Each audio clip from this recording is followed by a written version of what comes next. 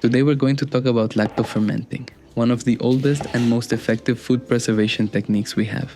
It's simple in practice, but incredibly elegant from a culinary point of view. First, you'll want to start with ripe, sweet plums. The better the fruit, the better the final flavor. Don't scrub the skins. If they seem a little dirty, just give them a gentle rinse under cold water. The beneficial bacteria that drive this fermentation live on the skin, so we want to keep that intact. Next, slice each plum in half and remove the pits. It's a bit of prep, but it's worth it for a cleaner ferment and better texture. Now, in this process, I'll be showing you how to make lacto-fermented plums, a slightly less common, but absolutely delicious example of how this method can be used for fruits. Plums are rich in natural sugars, which makes them ideal for fermentation. When combined with just the right amount of salt and thyme, the result is a tart, savory sweet fruit with deep umami and probiotic benefits. Let's begin with the term itself. Lacto refers to lactic acid, not milk. The key players in this process are lactic acid bacteria, primarily from the Lactobacillus genus, though others like Leuconostoc and Pediococcus may be involved too. These are naturally occurring microorganisms that live on the surface of fruits and vegetables. Lacto-fermentation is a biochemical process where these bacteria convert carbohydrates, mainly sugars, into lactic acid under anaerobic conditions, meaning without oxygen. This is a form of anaerobic respiration, and it's what makes this process both safe and efficient for preserving food. When you pack vegetables like cabbage or carrots into a container and add salt, the salt acts in several important ways. First, it draws water out of the plant tissues via osmosis, creating a self-generated brine.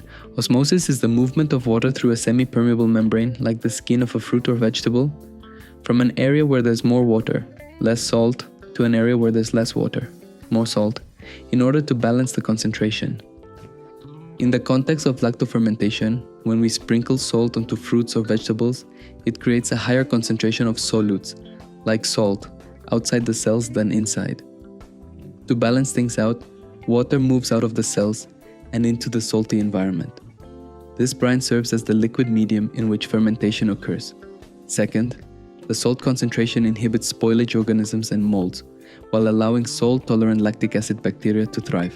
As the environment becomes increasingly anaerobic, either through tight packing or sealing the container, these bacteria begin to metabolize the sugars present in the vegetables.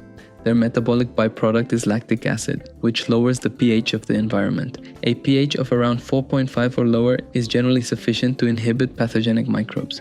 This self-acidification is what makes lacto-fermented foods microbiologically safe. From a culinary perspective, lacto-fermentation is not just a method of preservation.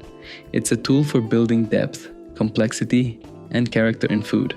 It's one of the most ancient techniques we have, yet it's still transforming kitchens today, from rustic farmhouses to fine dining restaurants. But what makes this process so special is the flavor development.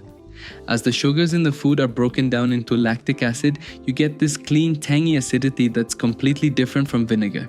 It's more nuanced, more rounded.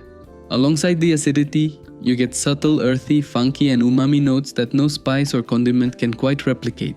Once all the plums are pitted, you'll need to weigh them. In this case, the total came to 1,022 grams. To ferment properly, we're going to use 2% salt by weight, so that's roughly 20 grams of salt. For the first method, I'm using a vacuum sealer here because it delivers more consistent and reliable results. It creates the ideal anaerobic environment and helps the fermentation start cleanly and evenly. But if you don't have a vacuum sealer, don't worry. A clean glass jar will also work just fine. Now, we gently mix the salt with the fruit. You can shake the bowl or turn the plums with your hands. Just be careful not to crush or bruise them. We're trying to keep the fruit as intact as possible. That makes the vacuum sealing process much easier.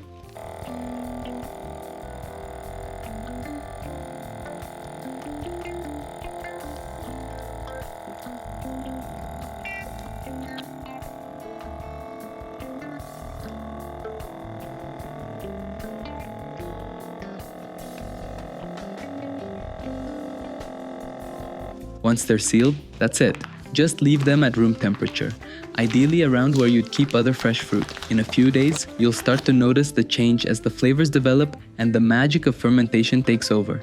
Now for the second method. If you don't have a vacuum sealer, don't worry. There's a perfectly effective and traditional method using just a glass jar. If you're using a clamp-style jar with a rubber gasket, remove the gasket before sealing so that gases can escape during fermentation. The goal is to allow airflow without letting contaminants in. Start by sterilizing your jar. This is important to reduce the risk of unwanted microbes interfering with fermentation. Just submerge the jar in a pot of boiling water for about 10 minutes.